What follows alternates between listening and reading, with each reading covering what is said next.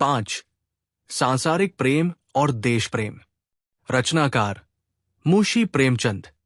शहर लंदन के एक पुराने टूटे फूटे होटल में, जहां शाम ही से अंधेरा हो जाता है, जिस हिस्से में फैशनेबल लोग आना ही गुनाह समझते हैं, और जहां जुआ, शराबखोरी और बदचलनी के बड़े भयानक दृश्य हरदम आंख के सामने रहते हैं, उस होटल में, उस बदचलनी के अखाड़े में इटली का नामवर देश प्रेमी मैजनी खामोश बैठा हुआ है।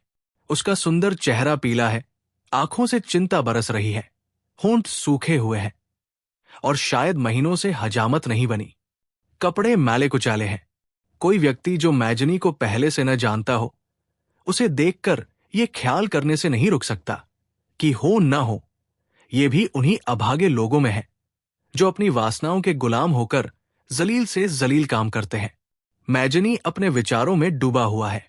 आप बदनसीब कौम, मजलूम इटली, क्या तेरी किस्मतें कभी न सुधरेंगी? क्या तेरे सैकड़ों सपूतों का खून जरा भी रंग न लाएगा? क्या तेरे देश से निकाले हुए हजारों जानिसारों की आहों में जरा भी तासीर नहीं?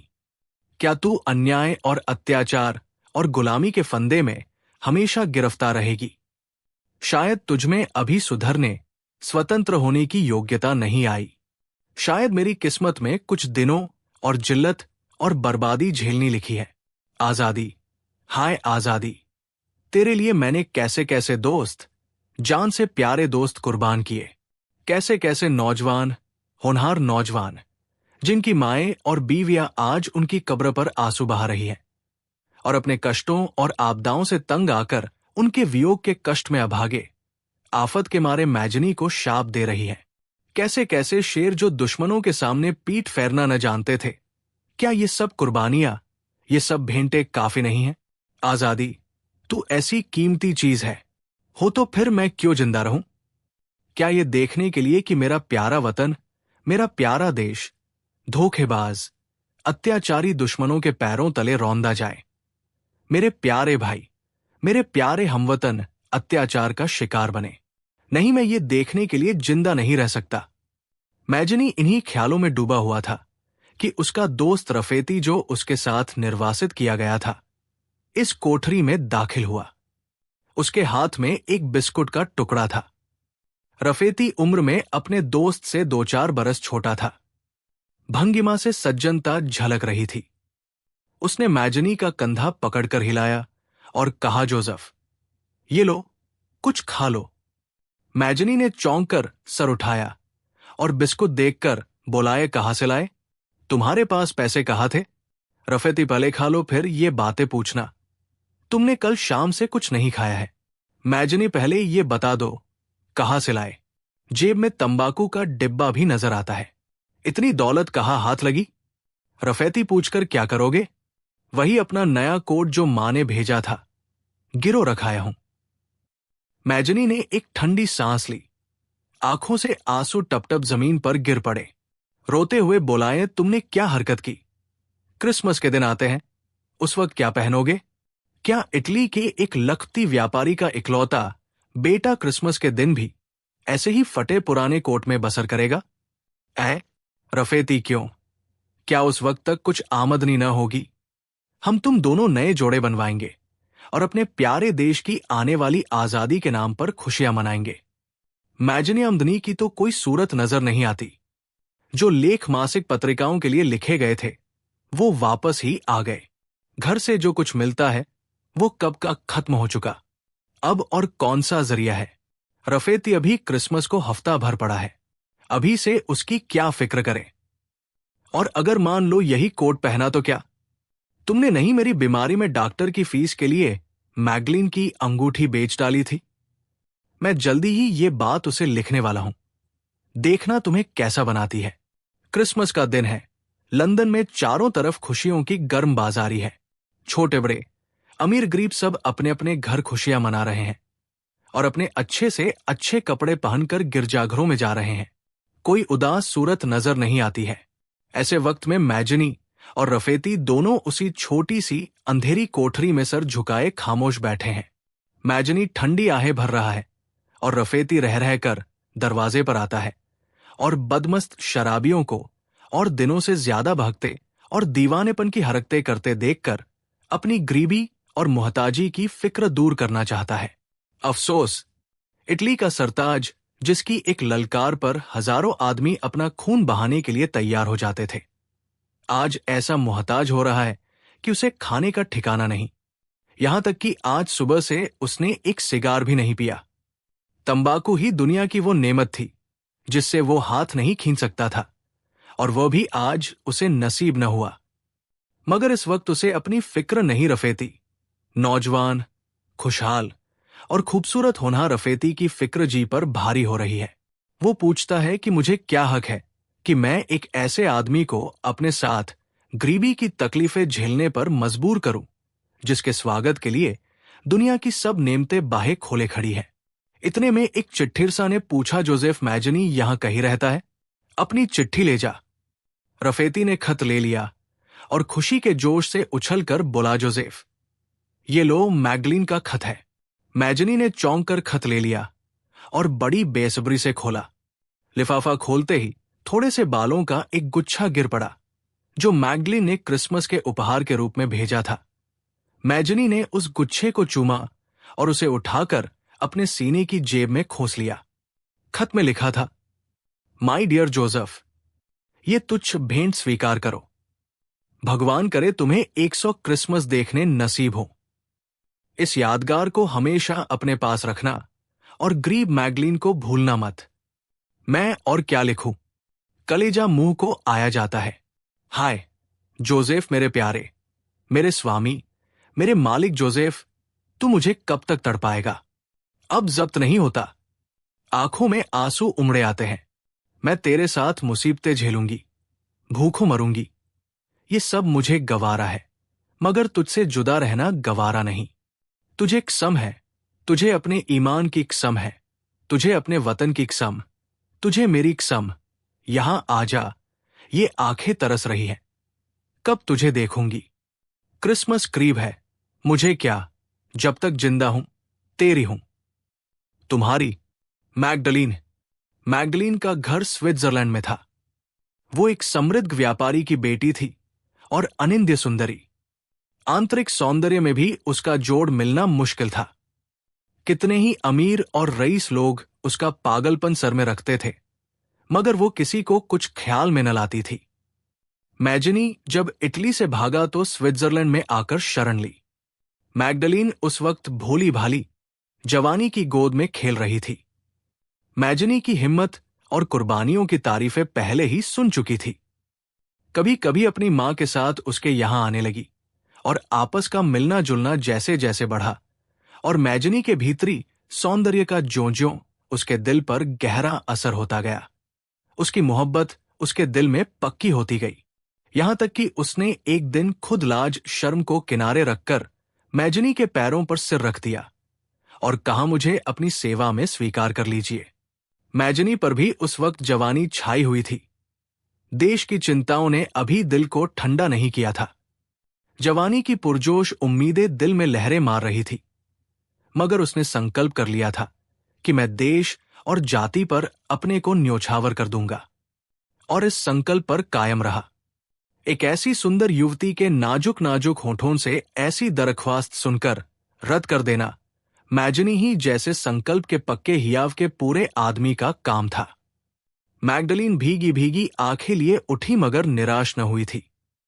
इस असफलता ने उसके दिल में प्रेम की आग और भी तेज कर दी, और गोया आज मैजनी को स्विट्जरलैंड छोड़े कई साल गुजरे, मगर वफादार मैगडलीन अभी तक मैजनी को नहीं भूली।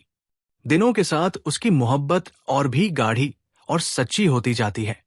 मैजनी खत पढ़ चुका तो एक लंबी आंख भरकर रफेती से बोला, देखा मैगडलीन क्या कहती है। रफेती उस गरीब की जान लेकर दम लोगे।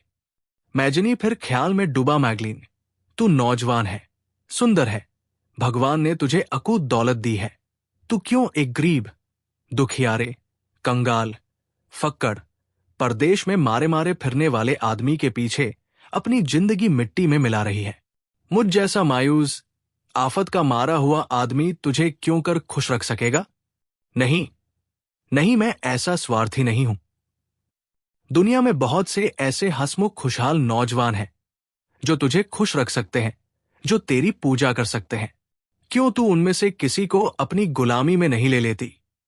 मैं तेरे प्रेम, सच्चे, नेक और स्वार्थ प्रेम का आदर करता हूं। मगर मेरे लिए, जिसका दिल देश और जाति पर समर्पित हो चुका है, तू एक प्यारी और हमदर्द बहन के सिवा और कुछ नहीं हो सकती। मुझमें ऐसी क्या खूबी है, ऐसे कौन से गुण हैं कि तुझ जैसी देवी मेरे लिए ऐसी मुसीबतें झेल रही है? मैजनी, कमबख्त मैजनी, तू कहीं का न हुआ। जिनके लिए तूने अपने को न्योछावर कर दिया, वो तेरी सूरत से नफरत करते हैं। जो तेरे हमदर्द हैं, वो समझते हैं तू सपने देख रहा है। इस ख्यालों से बेबस होकर मैजनी ने कलम दावात निकाली और मैगलीन को खत लिखना शुरू किया। प्यारी मैगडलीन, तुम्हारा खत उस अनमोल तोहफा के साथ आया। मैं तुम्हारा हृदय से कृतज्ञ हूं कि तुमने मुझ जैसे बेकस और बेबस आदमी को इस भेंट के काबिल समझा। मैं उसकी हमेशा कद्र करूंगा। ये मेरे पास हमेशा एक सच्चे, स्वार्थ और अमर प्रेम की स्मृति के रूप में रहेगी। और जिस वक्त ये मिट्टी का शरीर कब्र की गोद में जाएगा, मेरी आखिरी वसीयत ये होगी कि ये यादगार मेरे जनाजे के साथ दफन कर दी जाए। मैं शायद खुद उस ताकत का अंदाजा नहीं लगा सकता जो मुझे इस ख्याल से मिलती है कि दुनिया में जहां चारों तरफ मेरे बारे में बदगुमानियां फैल रही हैं, कम से कम एक ऐसी नेक औरत है जो मेरी नीयत की सफाई और मेरी बुराइयों से पाक कोशिशों पर सच्ची निष्ठा रखती है। और शायद तुम्हारी हमदर्दी का यकीन है कि मैं जिंदगी की ऐसी कठिन परीक्षाओं में सफल होता जाता हूं। मगर प्यारी बहन, मुझे कोई तकलीफ नहीं है। तुम मेरी तकलीफों के ख्याल से अपना दिल मत दुखाना। मैं बहुत आराम से हूं। तुम्हारे प्रेम जैसी अक्षय निधि पाकर भी अगर मैं कुछ थोड़े से शारीरिक कष्टों का रोना रो, तो मुझ जैसा अभागा आदमी दुनिया में कौन होगा? मैंने सुना है तुम्हारी सेहत रोज बरोज गिरती जाती है। मेरा जी बेअख्तियार चाहता है कि तुझे देखूं। काश मैं आजाद होता, काश मेरा दिल इस काबिल होता कि तुझे भेंट चढ़ा सकता। मगर एक पजमुर्दा, उदास दिल तेरे काबिल नहीं। मैगडलीन, खुदा के वास्ते अपनी सेहत का ख्याल रखो। मुझे शायद इससे ज्यादा और किसी बात की तकलीफ न होगी कि प्यारी मैगलिन तकलीफ में है और मेरे लिए तेरा पाकीज़ा चेहरा इस वक्त निगाहों के सामने है। मेगा, देखो मुझसे नाराज न हो। खुदा की कसम, मैं तुम्हारे काबिल नहीं हूं। आज क्रिसमस का दिन है, तुम्हें क्या तहफा भेजनूं। खुदा तुम पर हमेशा अपनी बेइंतहा बरकतों का साया रखें। अपनी मां को मेरी तरफ से सलाम कहना। तुम लोगों को देखने की इच्छा है, देखे कब तक पूरी होती है। तेरा जोसेफ। इस वाक्य के बाद बहुत दिन गुजर गए। जोसेफ मैजनी फिर इटली पहुंचा और रोम में पहली बार जनता के राज्य का ऐलान किया गया। 3 आदमी राज्य की व्यवस्था के लिए निर्वाचन किए गए। मैजनी भी उनमें एक था। मगर थोड़े ही दिनों में फ्रांस की ज्यादातियों और पीडमांट के बादशाह की दगाबाजियों की बदौलत इस जनता के राज का खात्मा हो गया और उसके कर्मचारी और मंत्री अपनी जानें लेकर भाग निकले। मैजनी अपने विश्वसनीय मित्रों की दगाबाजी और मौका परस्ती पर पेचोताब खाता हुआ खस्ताहाल और परेशान रोम की गलियों की खाक छानता फिरता था। उसका ये सपना कि रोम को मैं जरूर एक दिन जनता के राज का केंद्र बनाकर छोड़ दूंगा, पूरा होकर फिर तितर बितर हो गया। दोपहर का वक्त था। धूप से परेशान होकर वो एक पेड़ की छाया में जरा दम लेने के लिए ठहर गया कि सामने से एक लेडी आती हुई दिखाई दी। उसका चेहरा पीला था, कपड़े बिल्कुल सफेद और सादा, उम्र 30 साल से ज्यादा। मैजनी आत्मविस्मृति की दशा में था कि ये स्त्री प्रेम से व्यग्र होकर उसके गले लिपट गई। मैजनी ने चौंक कर देखा, बोला, प्यारी मैगडलीन, तुम हो। ये कहते कहते उसकी आंखें भीग गई। मैगडलीन ने रोकर कहा, जोसेफ, और मुंह से कुछ न निकला। दोनों खामोश कई मिनट तक रोते रहे। आखिर मैजनी बोला, तुम यहां कब आई? मेगा? मैगडलीन, मैं यहां कई महीने से हूं, मगर तुमसे मिलने की कोई सूरत नहीं निकलती थी। तुम्हें कामकाज में डूबा हुआ देखकर और यह समझकर कि अब तुम्हें मुझ जैसी औरत की हमदर्दी की जरूरत बाकी नहीं रही, तुमसे मिलने की कोई जरूरत न देखती थी। रुककर क्यों जोसेफ? ये क्या कारण है कि अक्सर लोग तुम्हारी बुराई किया करते हैं? क्या वो अंधे हैं? क्या भगवान ने उन्हें आंखें नहीं दी? जोसेफ मेगा, शायद वो लोग सच कहते होंगे। फिलहाल मुझ में वो गुण नहीं है जो मैं शान के मारे अक्सर कहा करता हूं कि मुझ में है, या जिन्हें तुम अपनी सरलता और पवित्रता के कारण मुझ में मौजूद समझती हो। मेरी कमजोरियां रोज बरोज मुझे मालूम होती जाती है। मैगलीन, तभी तो तुम इस काबिल हो कि तय तुम्हारी पूजा करूं। मुबारक है वो इंसान जो खुदी को मिटाकर अपने को हैच समझने लगे। जोसेफ, भगवान के लिए मुझे इस तरह अपने से मत अलग करो। मैं तुम्हारी हो गई हूं और मुझे विश्वास है कि तुम वैसे ही पाक साफ हो जैसा हमारा यीशु था। यह ख्याल मेरे मन पर अंकित हो गया है, और अगर उसमें जरा कमजोरी आ गई थी तो तुम्हारी इस वक्त की बातचीत ने उसे और भी पक्का कर दिया। बेशक तुम फरिश्ते हो, मगर मुझे अफसोस है कि दुनिया में क्यों लोग इतने तंग दिल और अंधे होते हैं, और खासतौर पर वो लोग जिन्हें मैं तंग ख्यालों से ऊपर समझती थी। रेफेती, रसारिनो, पलाइनो, बरनाबास, ये सब के सब तुम्हारे दोस्त हैं। तुम उन्हें अपना दोस्त समझते हो, मगर वो सब तुम्हारे दुश्मन हैं, और उन्होंने मुझसे मेरे सामने सैकड़ों ऐसी बातें तुम्हारे बारे में कही हैं जिनका मैं मरकर भी यकीन नहीं कर सकती। वो सब गलत झूठ बकते हैं। हमारा प्यारा जोसेफ वैसा ही है जैसा मैं समझती थी, बल्कि उससे भी अच्छा। क्या यह भी तुम्हारी एक जाति खूबी नहीं है कि तुम अपने दुश्मनों को भी अपना दोस्त समझते हो? जोसेफ से अब सब्र न हो सका। मैगलीन के मुरझाए हुए पीले पीले हाथों को चूम कर कहा, प्यारी मेगा, मेरे दोस्त बेकसूर हैं और मैं खुद दोषी हूं। रोकर, जो कुछ उन्होंने कहा वो सब मेरे ही इशारे और मर्जी के अनुसार था। मैंने तुमसे दगा की, मगर मेरी प्यारी बहन, ये सिर्फ इसलिए था कि तुम मेरी तरफ से बेपरवाह हो जाओ और अपनी जवानी के बाकी दिन खुशी से बसर करो। मैं बहुत शर्मिंदा हूं। मैंने तुम्हें जरा भी न समझा था। मैं तुम्हारे प्रेम की गहराई से अपरिचित था, क्योंकि मैं जो चाहता था उसका उल्टा असर हुआ। मगर मेगा, मैं माफी चाहता हूं। मैगडलीन, हाय। जोसेफ, तुम मुझसे माफी मांगते हो। तुम जो दुनिया के सब इंसानों से ज्यादा नेक, ज्यादा सच्चे और ज्यादा लायक हो। मगर हां, बेशक तुमने मुझे बिल्कुल न समझा था जोसेफ। ये तुम्हारी गलती थी। मुझे ताज्जुब तो यह है कि तुम्हारा ऐसा पत्थर का दिल कैसे हो गया। जोसेफ मेगा, ईश्वर जानता है, जब मैंने रफेती को ये सब सिखा बढ़ाकर तुम्हारे पास भेजा है, उस वक्त मेरे दिल की क्या कैफियत थी। मैं जो दुनिया में नेकनामी को सबसे ज्यादा कीमती समझता हूं, और मैं जिसने दुश्मनों के जाती हमलों को कभी पूरी तरह काटे बिना न छोड़ा, अपने मुंह से सिखाओ कि जाकर मुझे बुरा कहो। मगर ये केवल इसलिए था कि तुम अपने शरीर का ध्यान रखो और मुझे भूल जाओ। सच्चाई ये थी कि मैजनी ने मैगलीन के प्रेम को रोज बरोज बढ़ते देखकर एक खास हिकमत की थी। उसे खूब मालूम था कि मैगलीन के प्रेमियों में से कितने ही ऐसे हैं जो उससे ज्यादा सुंदर, ज्यादा दौलतमंद और ज्यादा अक्ल वाले हैं, मगर वो किसी को ख्याल में नहीं लाती।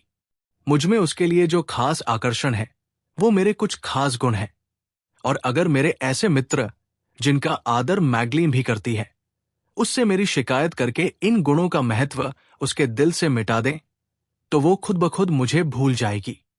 पहले तो उसके दोस्त इस काम के लिए तैयार न होते थे, मगर इस डर से कि कहीं मैगलीन ने घुल घुल कर जान दे दी तो मैजनी जिंदगी भर हमें माफ न करेगा, उन्होंने ये अप्रिय काम स्वीकार कर लिया था। वो स्विट्जरलैंड गए और जहां तक उनकी जबान में ताकत थी अपने दोस्त की पीठ पीछे बुराई करने में खर्च की। मगर मैगलीन पर मोहब्बत का रंग ऐसा गहरा चढ़ा हुआ था कि इन कोशिशों का इसके सिवाय और कोई नतीजा न हो सकता था जो हुआ।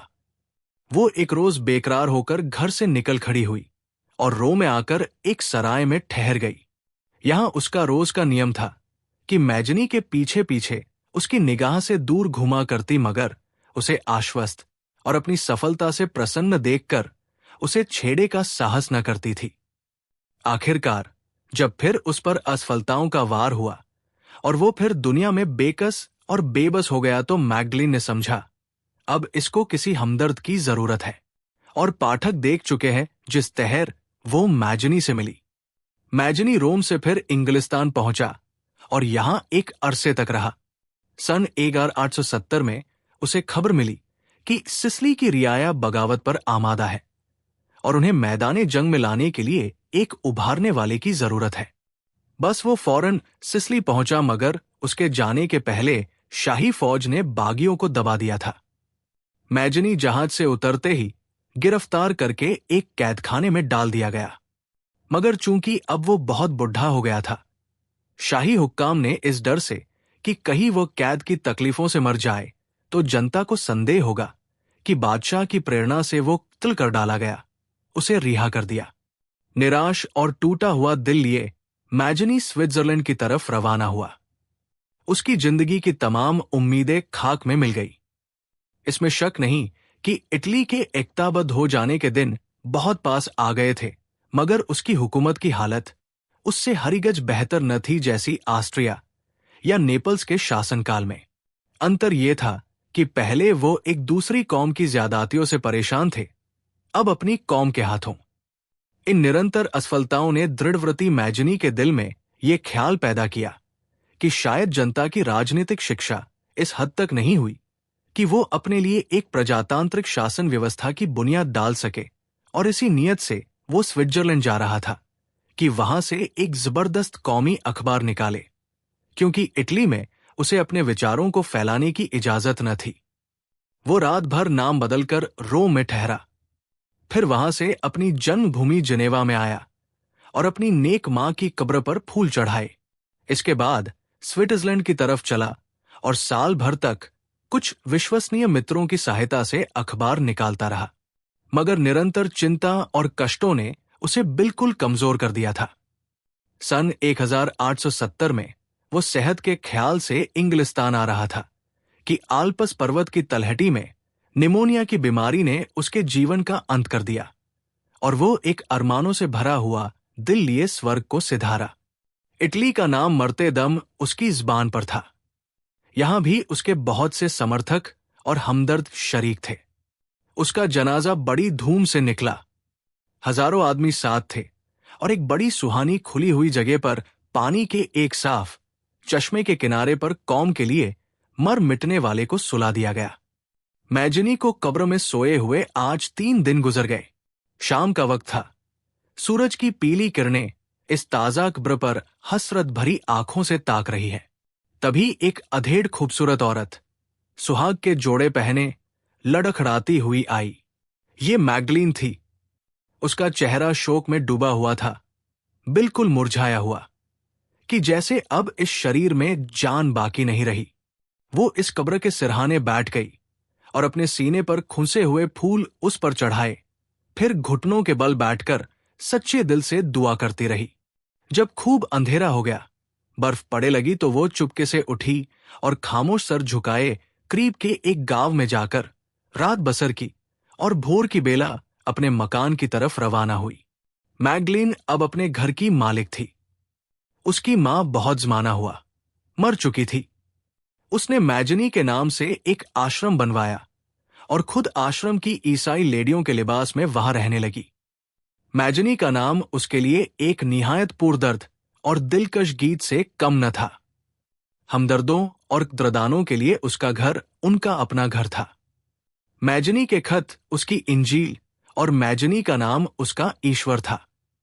आसपास के गरीब लड़कों और मुफलिस बीवियों के लिए यही बरकत से भरा हुआ नाम जीविका का साधन था।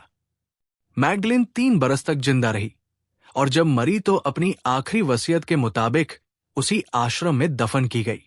उसका प्रेम मामूली प्रेम न था, एक पवित्र और निष्कलंक भाव था, और वो हमको उन प्रेमरस में डूबी हुई गोपियों की याद दिलाता है जो श्री कृष्ण के प्रेम वृंदावन की कुंजों और गलियों में मंडराया करती थी, जो उससे मिले होने पर भी उससे अलग थी और जिनके दिलों में प्रेम के सिवा और किसी चीज की जगह न थी। मैजनी का आश्रम आज तक कायम है और गरीब और साधु संत अभी तक मैजनी का पवित्र नाम लेकर वहां हर तरह का सुख पाते हैं।